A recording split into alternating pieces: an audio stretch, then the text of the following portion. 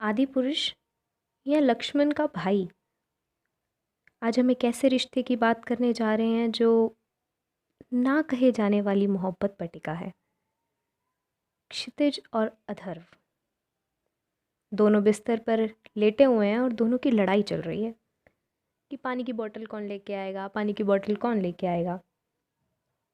क्षितिज ना अथर्व को तकिया सिर पे घुमा के मारता है और बोलता है पानी की बोतल लेके आ। अथर्व बोलता है तू लेके आएगा। रसोई घर में खड़ी माँ ने जब ज़ोर ज़ोर से लड़ने की आवाज़ें सुनी और तो वो कमरे में भाग के गई, तो देखा कि दोनों ने एक दूसरे के कान के नीचे चार चार लगा के रखी हुई हैं और बोल रहे हैं कि तू लाएगा, तू लाएगा, तू लाएगा। दादी बोली कि इन दोनों की बनती नहीं है और ज़िंदगी भर ही लड़ेंगे।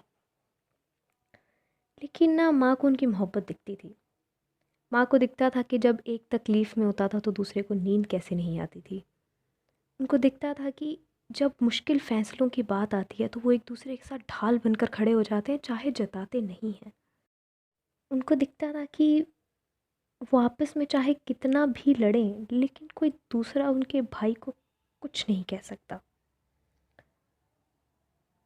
आज इस दशहरे के दिन पर मैं ये कहना चाहूँगी कि रामायण ने हमें ये तो बता ही दिया कि बुराई पर अच्छाई की जीत होती है। इन आदि पुरुष कहे जाने वाले भगवान श्री राम की ताकत, उनके समर्पित भाई लक्ष्मण और भरत हमें अपने व्यक्तित्वों को फिर सोचने पर मजबूर कर देते हैं। एक जो अपने भाई के साथ खड़े रहने की ज़िद की वजह से खुद 14 वर्ष का वनवास काटता है, और दूसरा राजपाट मिलने के बावजूद भी सिंहासन अपने भाई पर ही समर्पित रखता है।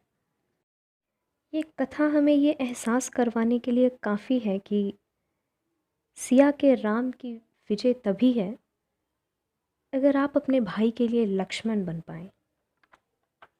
मुझे याद है ज़ाकिर खान ने एक मंच पे बोला था कि भाई हटे तो बल घटे।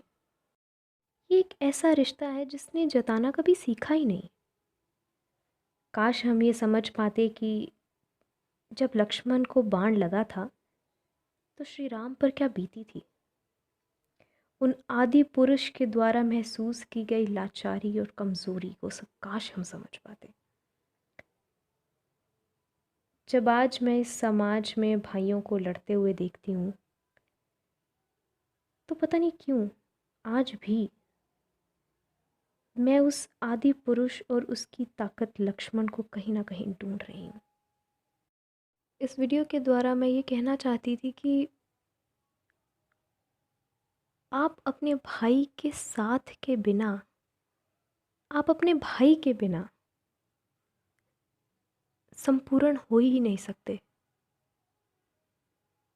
जब दो भाई एक साथ एक दूसरे की ताकत बन के खड़े हो जाते हैं तो कोई भी रावण उनको हरा नहीं सकता। मुझे याद है कि एक बार रामलीला देखते हुए पंडित जी ने वहाँ पे एक कहानी सुनाई। उन्होंने बताया कि जब रावण को बाण लग गया था और वो मूर्छित पड़े हुए थे तो श्री राम ने लक्ष्मण को बोला था कि जाओ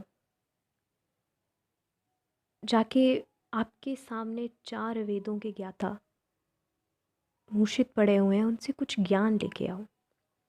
तो लक्ष्मण गए और जाके रावण के सिर के पास खड़े हो गए और बोला कि मुझे मेरे भाई ने बोला है कि कुछ ज्ञान लेके आना है, तो आप मुझे कुछ ज्ञान का बताइए। तो उन्होंने बोला कि ज्ञान कभी भी सिर के पास खड़े होके नहीं लिया जाता। तो वो चरणों में जाके रावण के खड़े हो गए और बोला कि मुझे कुछ ज्ञान दीजिए। तो रावण कहते हैं तुम जाओ।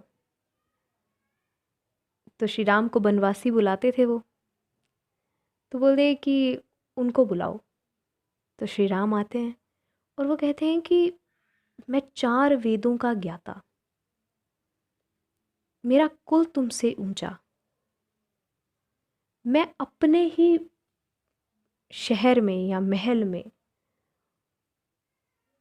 मेरी इतनी बड़ी सेना, इतना मुझे ज्ञान, इतना मैं ताकतवर, मैं क्यों हारा? तो श्री राम कहते हैं कि चरित्र, मेरे पास चरित्र और तुम चरित्रहीन। ये सुनकर ये काफ़ी समय तक मेरे जहन में ये कहानी रही। और आज जब मैंने आदि पुरुष का वो टीज़र देखा और दशहरे में रावण का दहन देखा, तो मुझे ये एहसास हुआ कि उस वक्त ये भी कहा जाना चाहिए था कि मेरा भाई लक्ष्मण